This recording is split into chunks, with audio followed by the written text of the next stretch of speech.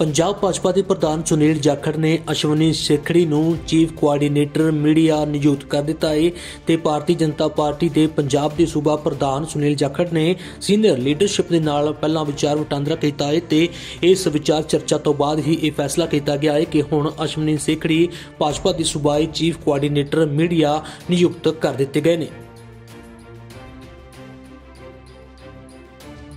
पंजाब भाजपा के प्रधान सुनील जाखड़ ने अश्विनी सेखड़ी नूं चीफ कोआर्डीनेटर मीडिया नियुक्त कर दिता है ते भारतीय जनता पार्टी के पंजाब के सूबा प्रधान सुनील जाखड़ ने सीनियर लीडरशिप के नाल पहला विचार वटांदरा किया है ते इस विचार चर्चा तो बाद ही यह फैसला किया गया है कि हुण अश्विनी सेखड़ी भाजपा की सूबाई चीफ कोआर्डीनेटर मीडिया नियुक्त कर दिते गए हैं।